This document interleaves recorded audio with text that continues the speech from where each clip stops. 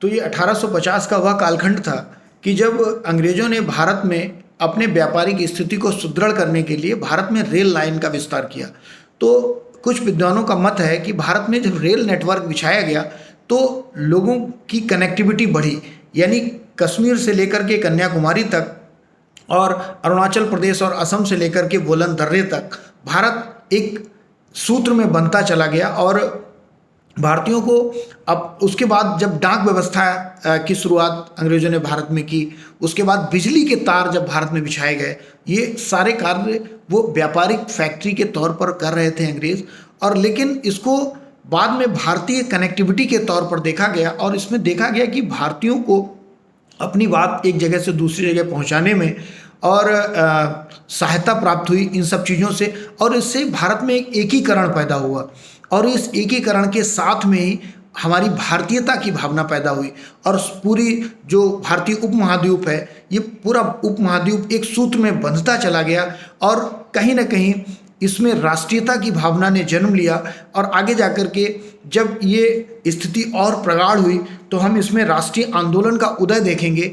इसी किताब में जब हम इसके आगे के चैप्टर्स में यानी इकाई 6 में जाएंगे तो राष्ट्रीय आंदोलन पूरा 1905 से 1918 तक चलता है।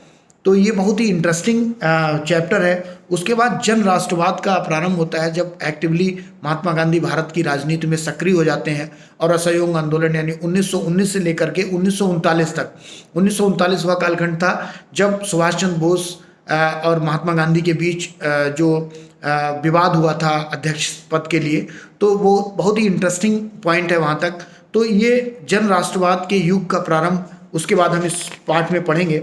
उसके बाद में स्वतंत्रता और विभाजन एक बहुत ही बड़ा और समग्र पाठ है। तो इस पुस्तक में उसके बाद हम लोग उसका अध्ययन करेंगे कि किस तरीके से भारतीयों ने स्वतंत्रता मिली भारतीयों को, या हमने कैसे स्वतंत्रता प्राप्त की एक कठिन और लंबे संघर्ष के बाद।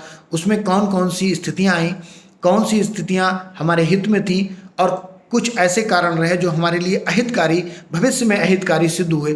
उसकी विभीषिका विभाजन के तौर पर भी हम इस पुस्तक में पढ़ेंगे। और अंत में जब भारतीय स्वतंत्रता के बाद ब्रिटिश शासन के अधीन भारत शासन और अन्य पहलू, तो इसमें कुछ अन्य पहलू हैं जिसमें ब्रिटिश शासन की नीतियों का सर्वेक्षण करेंगे हम लोग कि कौन सी नीतियां हमारे लिए हितकारी थी और कौन सी अहितकारी थी। तो इसी तरह इस पूरी पुस्तक का अध्ययन हम लोग करेंगे क्रम से और एक लंबी श्रृंखला चलेगी। तो मित्रों, यदि आप इस पुस्तक को ऑडियो के माध्यम से सुनना चाहते हैं और कुछ एक, चूँकि आपको लगता होगा ये बहुत ही मोटी पुस्तक है, इसको आपको लगता है कि आप कम मेहनत में और आराम से इसको लेटे लेटे इसको सुन के आनंद लेना चाहते हैं, तो आप बने रहिए मेरे साथ आगे आगामी श्रृंखलाओं में। मैं हूं आपका दोस्त गौतम दीक्षित, विद्यार्थी स्टडी पॉइंट पे हम लोग बात कर रहे थे और मैं आपके लिए ये पूरी श्रृंखला लेके आऊँगा। और जो कि आप जो आगामी लक्ष्य है, यदि आप पीसीएस की तैयारी नहीं भी कर रहे हैं तो भारतीय इतिहास का ज्ञान भारत के प्रत्येक नागरिक को, भारत के प्रत्येक युवा व्यक्ति को होना चाहिए, चाहे आप पुरुष हैं या स्त्री हैं। भारतीय इतिहास की जानकारी सभी के लिए समयानुकूल है और कहते हैं कि अगर हमें इतिहास का अच्छा ज्ञान होगा तो हम भविष्य में गलतियां नहीं करेंगे।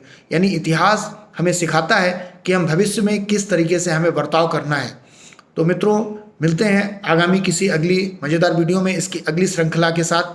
तब तक के लिए जय हिंद, जय भारत।